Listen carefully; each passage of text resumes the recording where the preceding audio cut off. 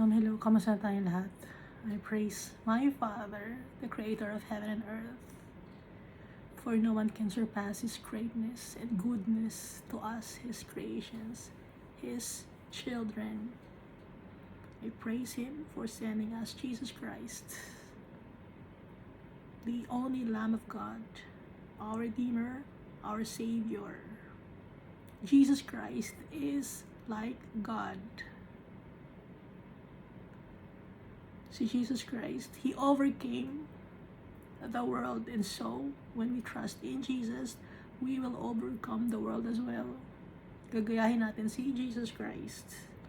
And when we glorify Jesus Christ, we are also glorifying the Almighty Father, because Jesus Christ and our Father are one. Hindi sila iisa, kundi magkaiba sila, pero iisa ng goal, iisa ng ugali. Parehong humble.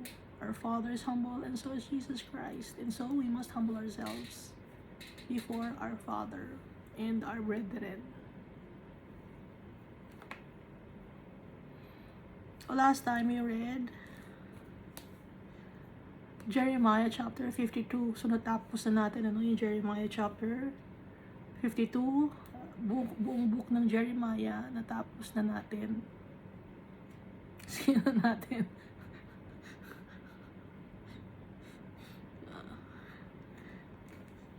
Natapos na yung book of Jeremiah. Si Jeremiah ay prophet of the Almighty Father. So ito ay prophetic book. Hindi pa nangyayari. Hindi lang ang pinatutungkalan dito ay yung lugar na Babylon, kundi yung mundong ito ay Babylon. Nakatira tayo sa Babylon. Nakatira tayo sa Sodom and Gomorrah. Kung meron kayong napakinggan na news, no, sa ibang country, may nasunog na malaking lugar. Hindi alam kung saan galing yung fire.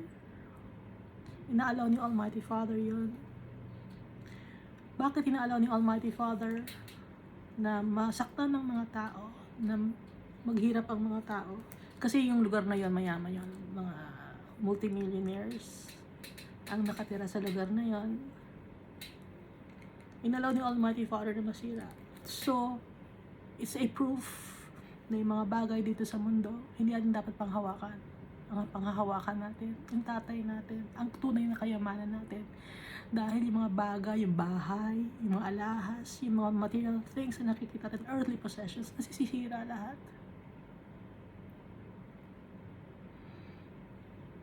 Kaya ang ating totoong treasure, dapat titingin tayo kay Almighty Father. Siya ang ating inheritance, a portion of Jacob.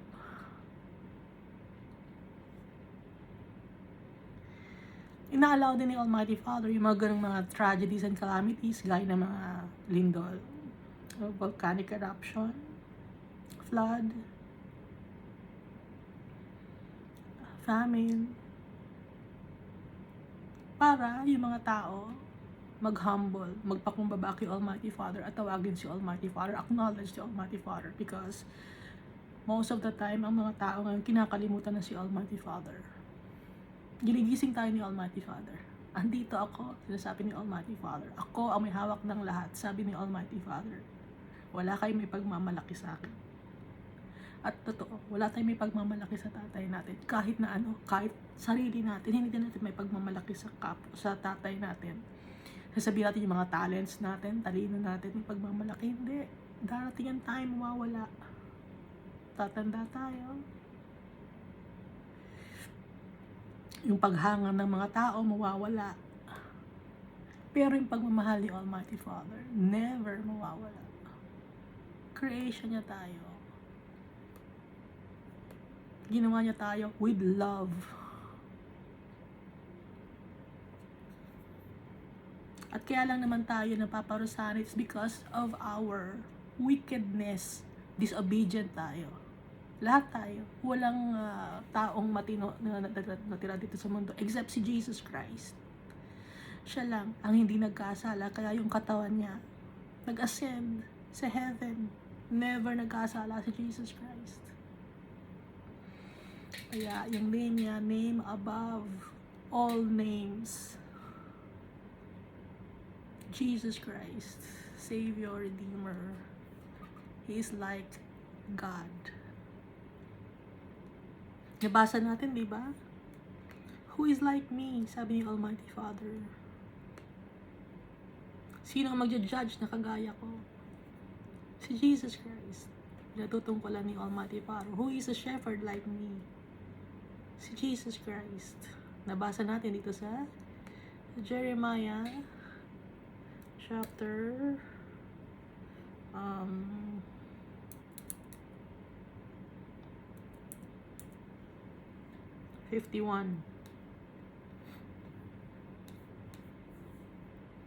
Tsaka sa Jeremiah chapter 50.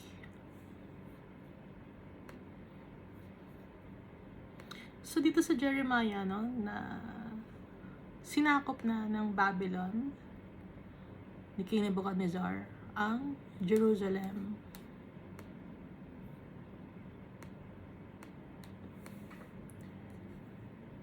So, di ba binanggit si Jehoiakim na wicked king siya. Nagkaroon siya ng anak, sinabi ni Almighty Father, yung anak mo hindi maghahari. Si Jehoiakim or Jeconiah or Jehoiakim, no? So, ang naging reign lang niya was only 3 months. 18 years old siya noon, si Jehoiakim or Jeconiah or Coniah. Ang pinili ni King Nebuchadnezzar, appointed ni King Nebuchadnezzar, si Zedekiah, na uncle ni Coniah or Jeconiah or Jehoiakim. At si Jehoiakim ay nasa kulungan, no? Ang tagal na ininilagi sa kulungan ni Jehoiakim or Coniah. Pero kung babasahin natin dito sa genealogy ni Jesus Christ, sa Matthew chapter 1, basahin natin hanggang 16, 1 to 16. The book of the genealogy of Jesus Christ, the son of David, the son of Abraham. Kasi anak ng anak ng anak, no? Abraham begot Isaac, Isaac begot Jacob, Jacob begot Judah, and Judah and his brothers. Judah begot Perez and Zerah by Tamar. Kilala niya si Tamar, di ba?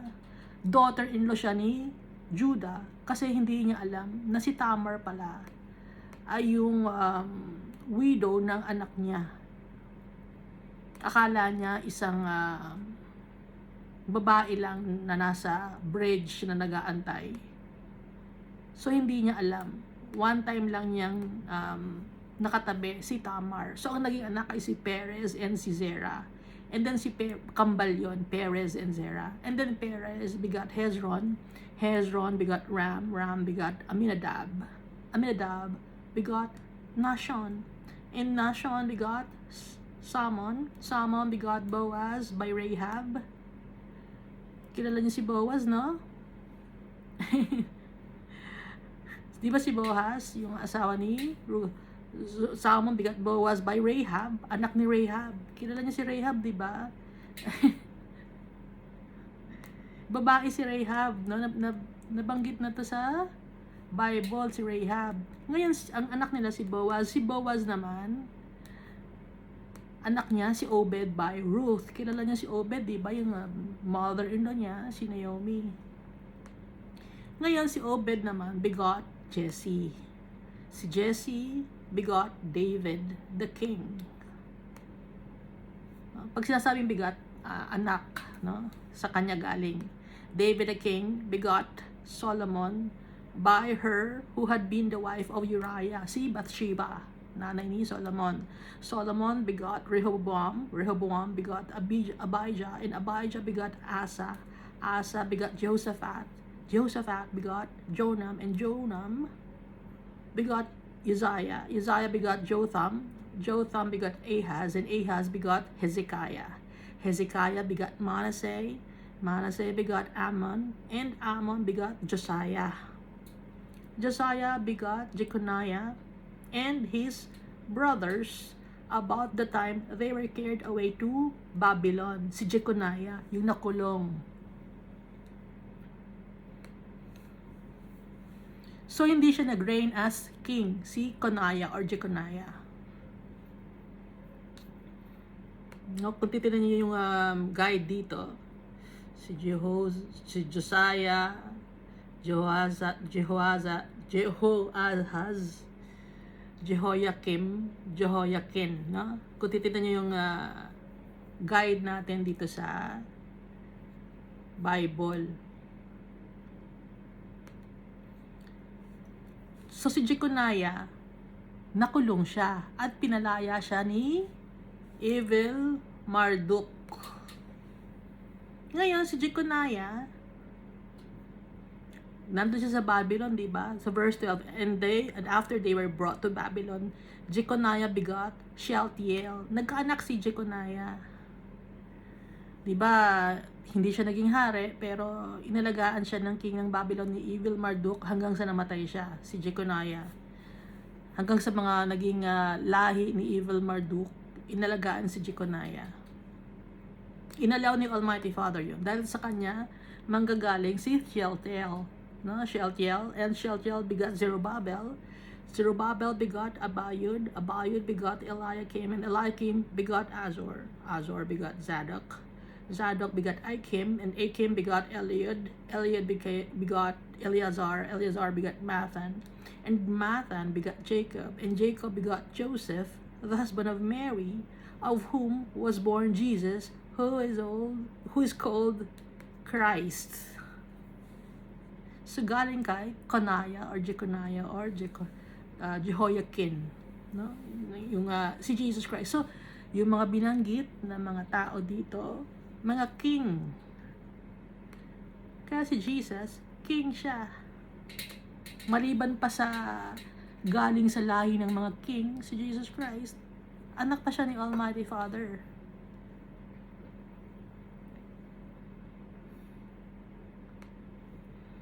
Ang Son of Man siya, king ang lahi ng pinanggaling niya. Son of God, anak ni Almighty Father, king din si Almighty Father. Oh. Saan pa kayo? King na king si Jesus Christ.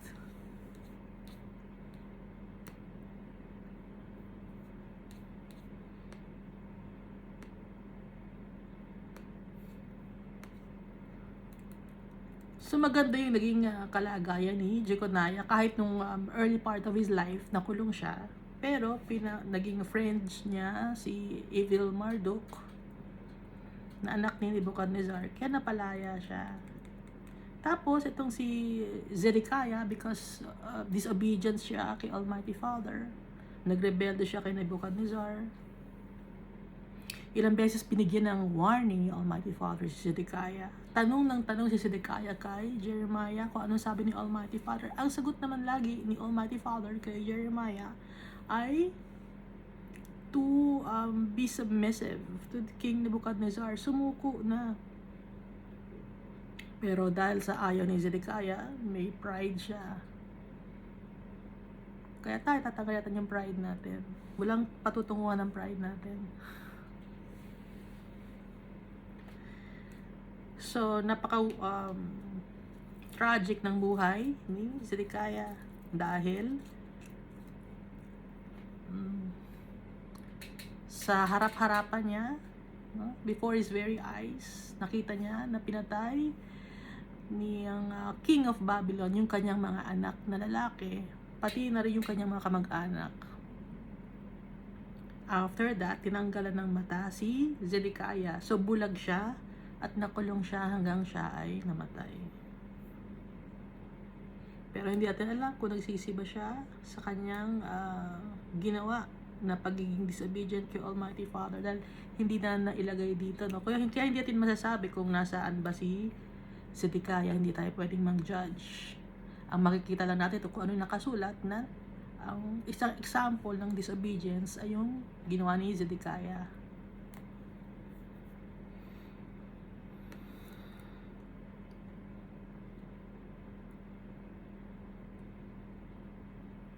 At makikita rin natin dito, no, sa Jeremiah 52 na baliwala yung mga gold, silver, and bronze. Inalaw ni Almighty Father na nakawin ng mga Chaldeans. Bakit inalaw ni Almighty Father? Para ipakita sa mga tao na hindi importante sa Kanya ang mga kayamanan, ang mga ginto, silver, hindi importante sa Kanya. Ang importante kay Almighty Father, yung Kanyang mga anak. Dahil ito mga earthly possessions lang yan. Pinapakita na nananakaw, nasusunog, nasisira, nabubulok, kinakalawang. Gaya ng mga bagay na nakikita nga natin dito sa mundo natin, na ganun pa rin. Pero yung mga tao, matitigas pa rin ang ulo. Hindi pa rin nila maintindihan. Hindi pa rin humingi ng tawad kay Almighty Father. Hindi pa rin lumalapit kay Almighty Father kahit kung ano na ang dumating na tragedy sa buhay ng mga tao. Hindi pa rin humingi ng tawad kay Almighty Father. Hindi nila nakikita. Ang nakikita nila yung kanilang sariling pain and suffering. Hindi nila nakikita yung pain and suffering ni Almighty Father, yung pain and suffering na nangyari kay Jesus Christ because of selfishness, greediness of the heart of people, wickedness. Selfish kasi ang tao, kaya ang lagi lang na nakikita, kawawa ako, kawawa naman tayo, nasira na yung bahay natin. Pero hindi nakikita si Almighty Father nag-aantay, i-acknowledge, to thank the Almighty Father. Baliwala sa mga tao.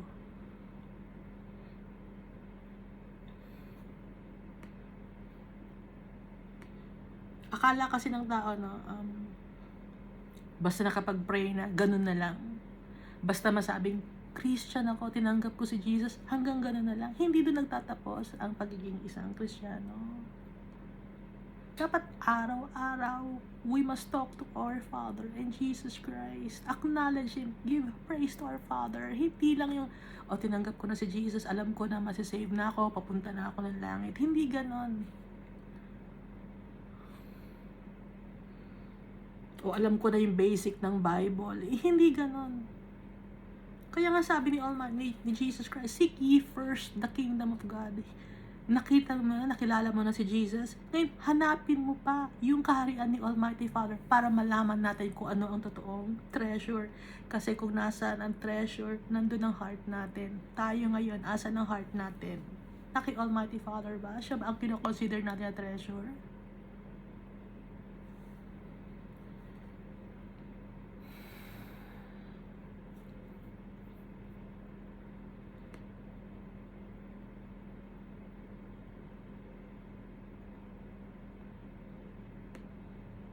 Nasasaktan din si Almighty Father pag yung kanyang mga anak nagiging captives. Nasasaktan din si Almighty Father, pero kailangan niyang turuan ng lesson ang mga tao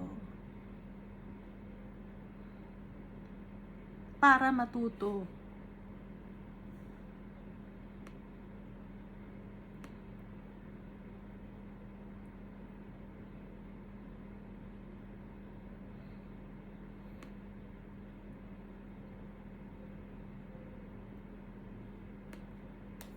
So, ang next na babasahin natin ngayon ay yung Book of Nehemiah. Si Nehemiah, servant of the Almighty Father. Ang after kasi ng Jeremiah ay Lamentations, no, Isaiah tapos Jeremiah. Pero babasahin natin ngayon ay Nehemiah. Hindi ko rin alam kung bakit.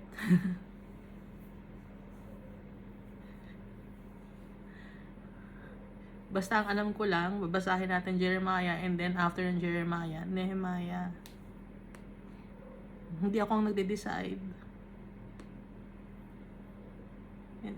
Kung hindi nyo alam kung bakit Nehemiah, hindi ko rin alam. No? Nalaman ko na lang na binasa ko yung chapter 1 ng Nehemiah. Basahin natin. The words of Nehemiah, the son of Hakaliah. It came to pass in the month of Kislev, in the 20th year, as I was in Shushan, the citadel. So si Nehemiah anak siya ni Hakalaya. Nehemiah means God comforts. Nabuhay si Nehemiah 473 BC and then namatay siya 403 BC. That's according to the encyclopedia, no? Hindi na natin alam kung tama ba tong date na to or yung year na to. Kasi ba't nalaman ng encyclopedia, wala naman sa Bible, no? Pero yun ang siguro estimation nila. So 473 BC at namatay ng 403 BC. Ngayon, itong pagkakasakop sa Jerusalem tsaka sa Judah,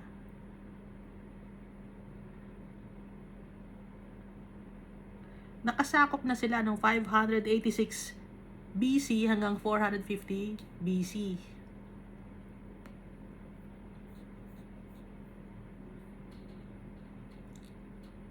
So buhay na si Nehemiah nun.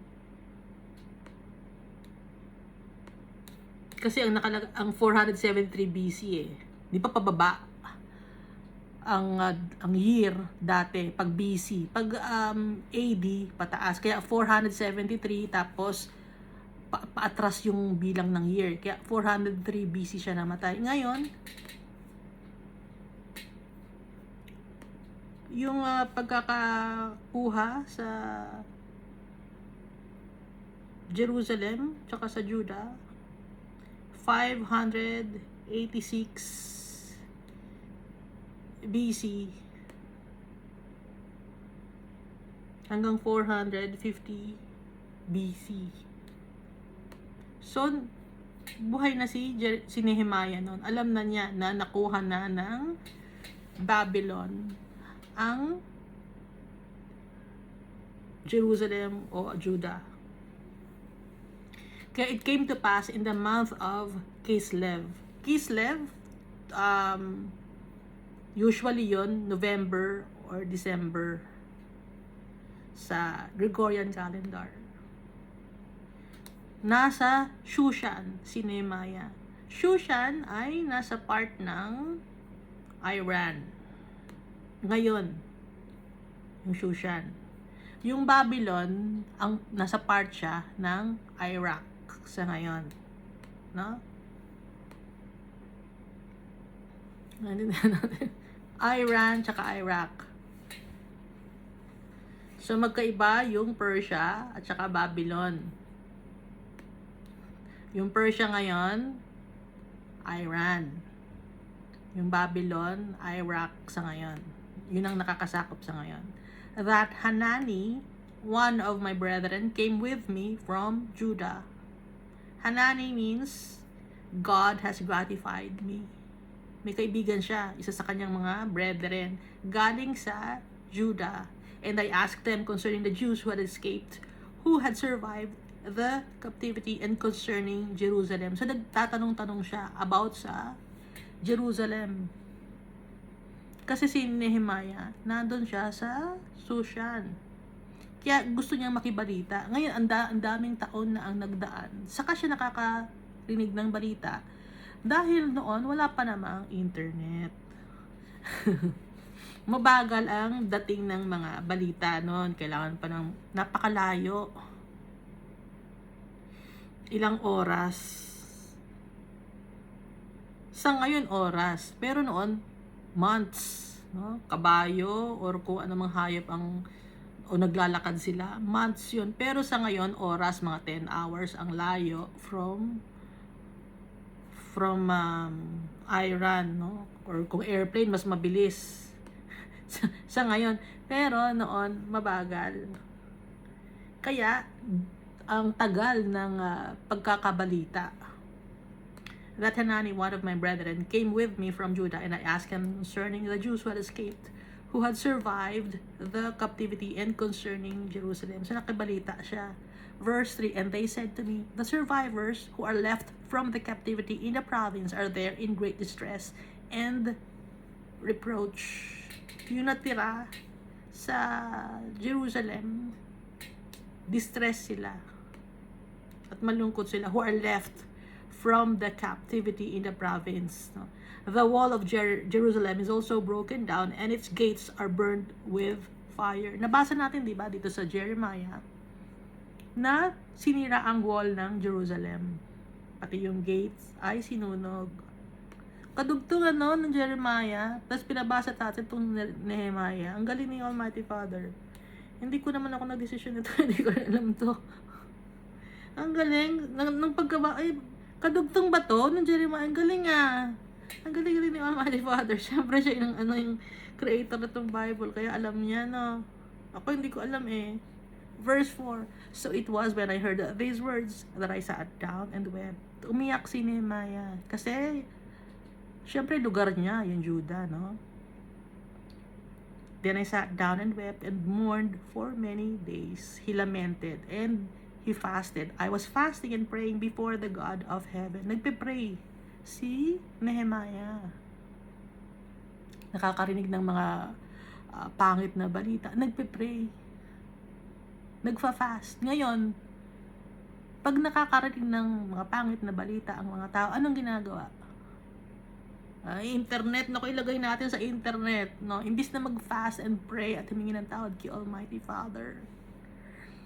Anong ginagawa ng mga tao?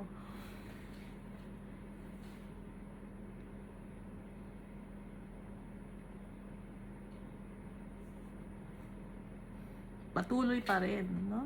Sa paggawa ng kamalian, patuloy pa rin minamock si Almighty Father, pinipersecute si Almighty Father, kinaaway. Hindi man lang maalala si Almighty Father, hindi man lang i-acknowledge si Almighty Father, hindi man lang maalala na thank God, buhay kami, nagpapasalamat ako kay Almighty Father, yung nasunugan sa ibang bansa. Imbis na magpasalamat na buhay kami, ang pakita niya sa TV, lungkot na lungkot siya, pero buhay naman siya eh. Bakit hindi niya nakita yon? So, tayo, bilang mga Kristiyano, makikita natin yung pagmamahal ni Almighty Father sa atin. Iniingatan tayo dahil yung nawala sa kanya material things lang yun. And at the same time, hindi tayo sure sa insurance. Kasi, nung time na nasunog yung mga gamit nila, bahay nila, kinancel ng insurance yung kanilang mga policy. So, hindi tayo sure talaga sa insurance. Kanino tayo sure? Kay Almighty Father. Sure tayo kay Almighty Father. Ha? Naiintindihan na ninyo? Kaya kung si Almighty Father, lagi tayo magpe-pray, sa Kanya tayo lalapit. Hindi sa kung saan-saan, kung sino-sino. Dahil yung mga akala nating dependable, hindi mapagkakatiwalaan. Sino lang ang mapapagkakatiwalaan natin? Faithful and true. Si Almighty Father, si Jesus Christ. Kung may problema, lapit agad kay Almighty Father, kay Jesus Christ. Pour our hearts out to our Father. Magmakaawa tayo sa tatay natin. Makaawa yung tatay natin sa atin kasi anak niya tayo.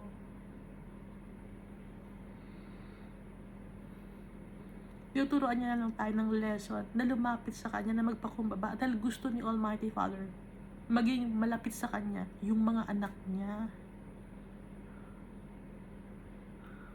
Ilagay nyo kaya yung posisyon nyo kay Almighty Father. Ano sa tingin niyo? Kayo ba? Diba kung kayo, may mga anak kayo, gusto nyo rin mapalapit sa inyo mga anak ninyo. Kung ayaw ng mga anak ninyo, ano gagawin ninyo? Diba tinuturuan nyo rin ng lesson, yung mga anak ninyo? Hindi naiintindihan ng tao. Kasi nga, selfish ang tao. Lagi na lang sarili nila ang nakikita nila.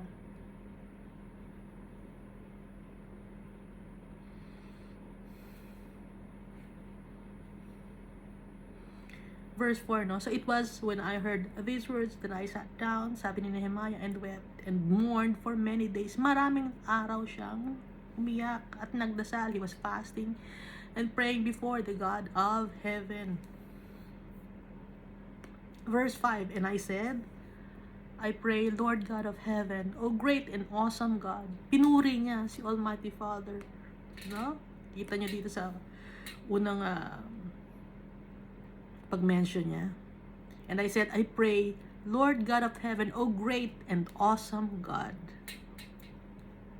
You who keep your covenant and mercy with those who love you and observe your commandments. Ikaw, Almighty Father, na nagkikip ka ng promise sa mga anak mo, sa nagmamahal sa iyo at sumusunod sa mga kautusan mo. Sabi ni Nehemiah, please let your ear be attentive. Pakinggan mo ako, Almighty Father. Nagmamakaawa ako. Verse 6, and your eyes open that you may hear the prayer of your servant. So dito makikita natin nagpakumbaba si Nehemiah.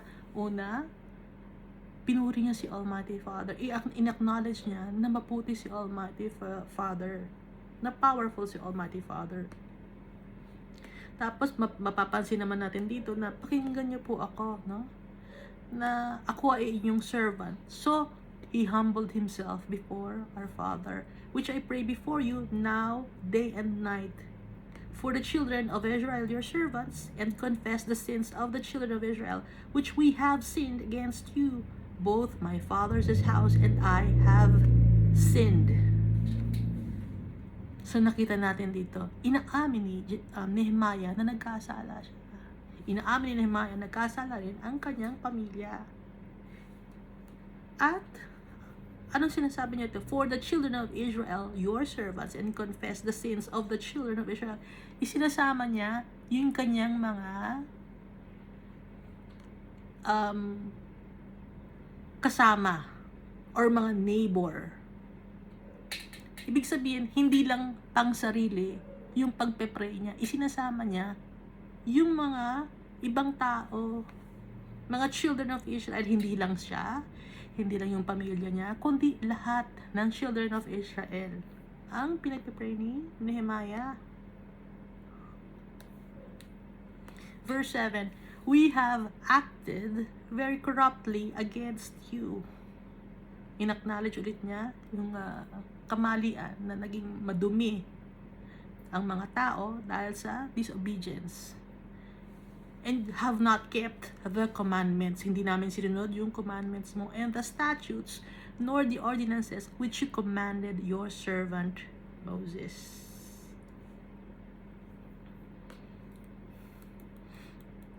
So ito ay accountable siya, no? Dahil inaamin niya yung mga kamalian niya at ng mga kasama niya.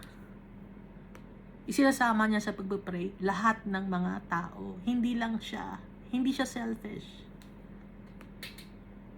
Verse 8, remember, I pray, the word that you commanded your servant Moses, saying, if you treacherously or if you are unfaithful, I will scatter you among the nations. Sabi ni Nehemiah, pinagdadasal ko po yung sinasabi ninyo kay Moses, the servant ninyo, na kung kami ay unfaithful, ikakalat mo kami, paghihiwa-hiwalayin mo kami. So makikita ito, no, sa Deuteronomy chapter 4 verse 27. Laging sinasabi ni Almighty Father yon, na kung unfaithful kayo sa akin, magkakahiwa-hiwalay kayo. Ito, no, Deuteronomy chapter 4 verse 27. And the Lord will scatter you among the peoples, and you will be left few in number among the nations where the Lord will drive you. Paghihiwa-hiwalayin kayo. So, hindi lang yun sa Deuteronomy, meron pa rin sa Leviticus chapter 26 verse 33. Na pag nagkasala kayo, no, I will scatter you among the nations and draw out a sword after you. Your land shall be desolate and your cities waste. No? So, ang daming warning ni Almighty Father. Deuteronomy, Leviticus, Jeremiah, Ezekiel. No? Inuulit-ulit ni Almighty Father. Verse 9. But, if you return to me, sabi mo, Almighty Father, kung babalik kung babalik kami sa'yo, and keep your commandments, and keep my commandments, and do them, though some of you were cast out of the farthest part of the heavens, yet I will gather them from there, and bring them to the place which I have chosen as a dwelling for my name. So, sinasabi ni Almighty Father, ikakalat niya ang mga tao. Dahil sa nagkakasala ang mga tao, paghihiwa-hiwalayin niya kung saan niya itatapon na lugar. Tayo ba, nakakalat ba tayo? Oo, nakakalat tayo. Dahil sa kasalanan natin. Asan na yung mga kamag-anak ninyo?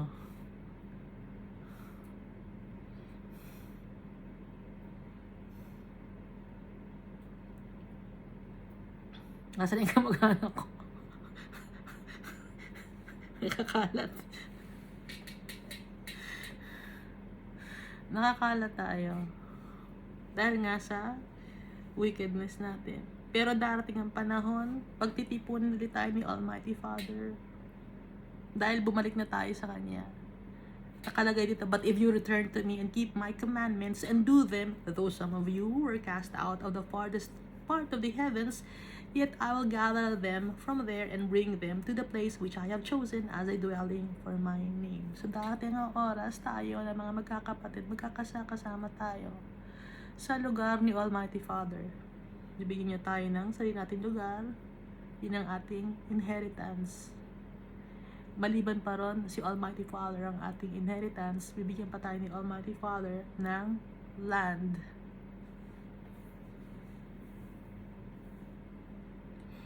So makikita to, no? Nabanggit na to sa Jeremiah. No? Jeremiah chapter 15 verse 19, Isaiah chapter 30 verse 15, Ezekiel chapter 36 verse 26 to 27, at Zechariah chapter 10 verse 9. Promise ni Almighty Father to, na pag nagkakasala, pag hiwa-hiwalayin, no? So nakakalat na tayo ngayon. Pero magkakasama-sama ulit tayo, pagtitipon-tiponin tayo ni Almighty Father, tayong mga anak niya, at titira tayo sa kanyang dwelling place. Verse 10, now these are your servants and your people whom you have redeemed by your great power and by your strong hand. O Lord, I pray, please let your ear be attentive to the prayer of your servant. Sabi ni Nehemiah, makinig po kayo sa mga prayers ko, pakinggan niyo po ako na inyong servant. And to the prayer of your servants, at sa iba pang mga servants, no, na binanggit ni Nehemiah, iba pang mga tao na servant mo, who desire to fear your name, na kinatatakutan ng pangalan mo. Isinasama ni Nehemiah sa pagpapray ang mga tao. Dahil, kung mapapansin natin, hindi siya selfish. Kasi kung selfish siya Nehemiah, sasabihin lang niya, ako lang to, Lord Almighty Father. Kundi isinasama niya yung ibang mga tao sa kanyang prayers. Kayo ba, isinasama niya ba yung ibang mga tao sa inyong prayers?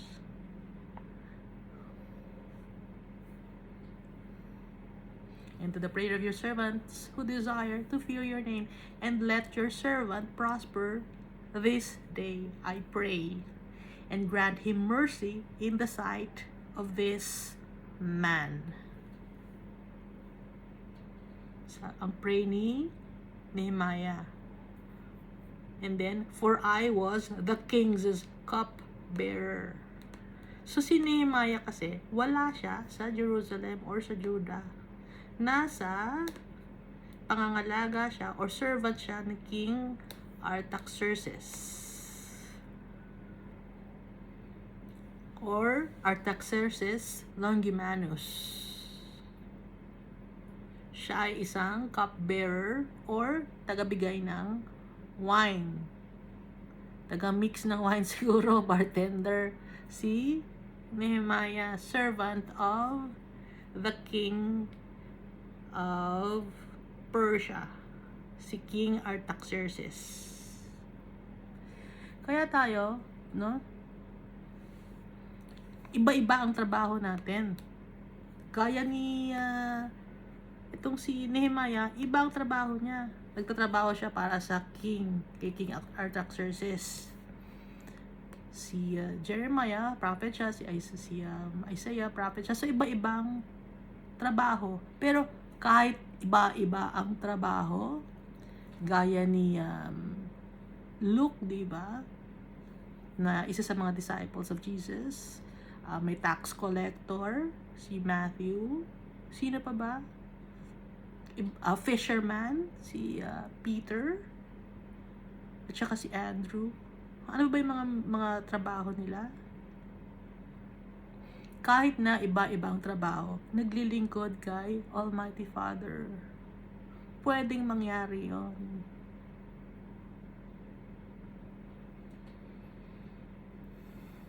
Dahil lahat tayo ay body, parts ng body ni Jesus. Iba-ibang gawain, no? Hindi lahat, 'di ba nabasa natin? Hindi lahat dapat mata, hindi lahat ilong, hindi lahat ulo. So, parts tayo ng body ni Jesus Christ. Meron tayong iba-ibang mga functions gaya ni Nehemiah. Pero kahit iba-iba ang functions, buo tayo. We must work hand in hand. Gaya ni Nehemiah, kaisa siya ni Almighty Father. At kaisa rin siya ng kanyang mga brethren na nagtitiwala kay Almighty Father.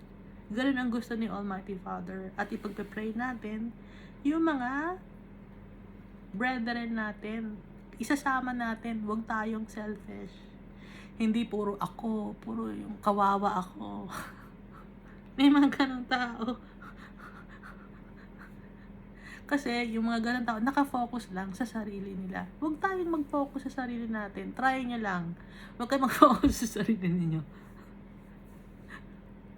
I-focus natin yung ibang mga tao, yung feelings ng mga tao. Tingnan ninyo, maiintindihan ninyo, bibigyan kayo ng knowledge ni Almighty Father to understand people. And so, yung knowledge and wisdom na yun din ang gagawing way ni Almighty Father para maintindihan natin siya. Dahil lang mga tao, gawa ni Almighty Father. So, pag naintindihan natin ng mga tao, naiintindihan na rin natin si Almighty Father, kung saan nanggagaling yung kanyang pagmamahal, yung kanyang awa sa atin. At malalaman natin kung gano'n tayo niya binibigyan ng importansya. So, simula pa nung create niya tong mundo, faithful na si Almighty Father sa atin. Hindi nagbabago. All throughout the Bible, our Father's good. And Jesus Christ. Sino nang ang nakikita natin yung nagbabago dito sa Bible?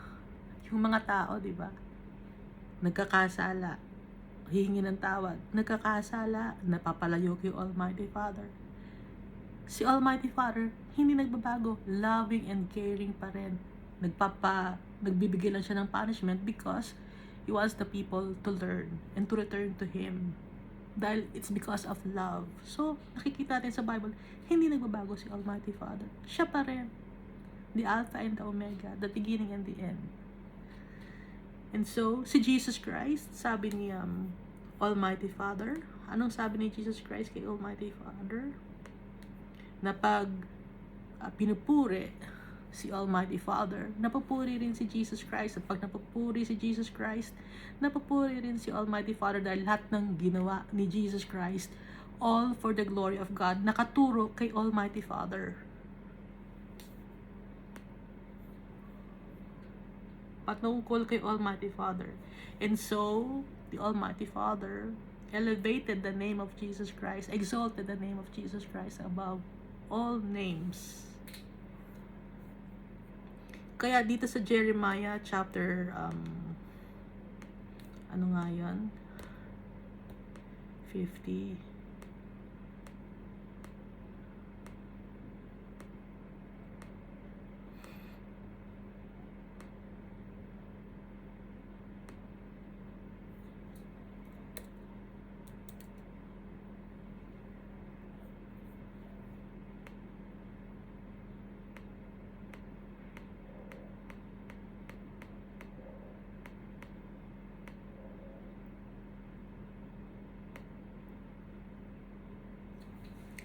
Jeremiah chapter 50, verse 44. Behold, he shall come up like a lion from the floodplain of the Jordan against the dwelling place of the strong. But I will make them suddenly run away from her.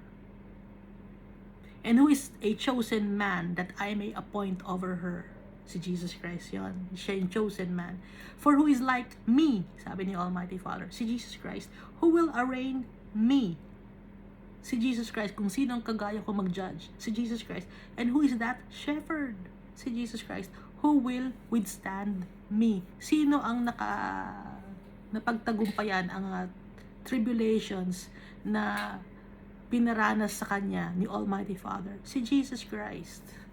Siya ang nakapag-withstand kay Almighty Father. Kaya ba ninyo mapako sa cross? Hindi, di ba? Si Jesus Christ lang. From the time that He was born, mahirap na ang pinagdaanan ni Jesus up to the time that He died on the cross.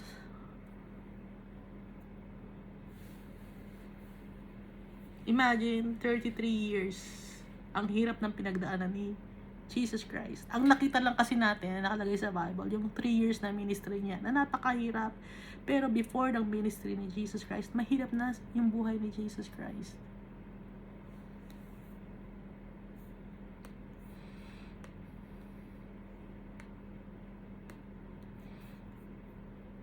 Naintindihan natin?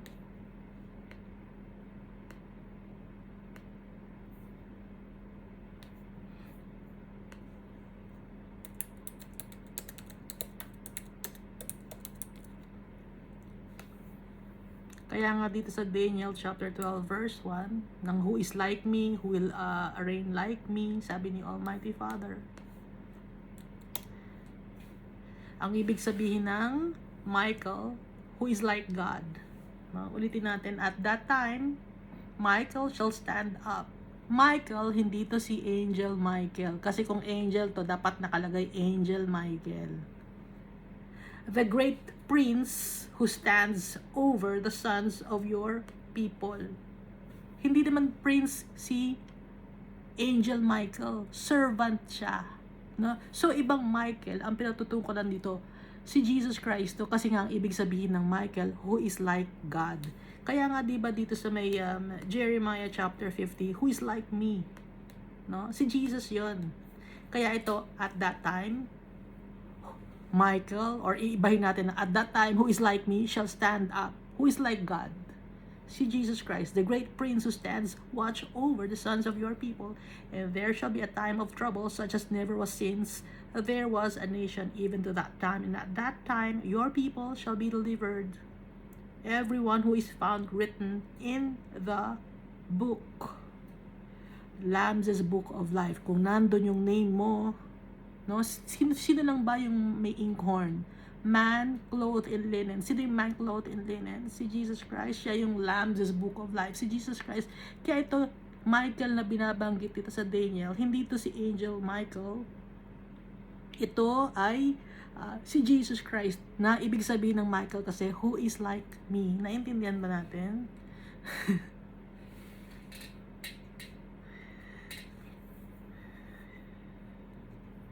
And nagpapasalamat ako kay Almighty Father because He is good to all of us.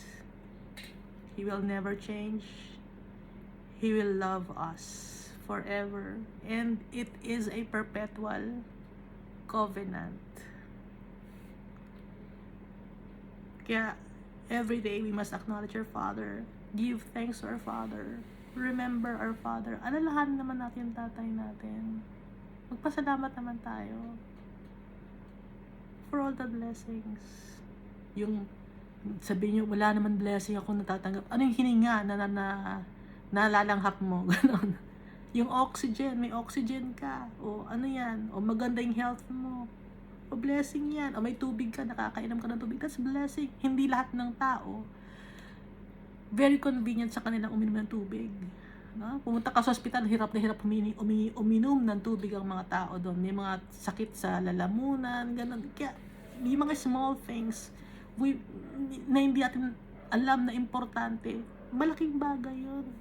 Kaya, Lahat ng bagay, ipagpapasalamat natin sa tatay natin. Minsan uuwi ka sa bahay, malaki ang bahay mo, di ba? O hindi ka nagpapasalamat, Lord, ang laki ng bahay ko. Thank you, Lord, malaki ang bahay ko. Ganon. Lord, kahit hindi maganda ang bahay, o kahit hindi maganda, may bahay ka. O, thank you, Lord. Ganon, ha? Hindi natin nakikita, akala natin kasi lahat puro opulence, gusto natin lahat puro mamahalin. Hindi ganon. Dahil ang mga bagay na importante, hindi nakikita. Si Almighty Father, importante sa atin, siya ang ating inheritance. Darating ang oras, ang time, makikita natin ang tatay natin at si Jesus Christ and all the heavenly beings. Thank you, and God loves us all so much.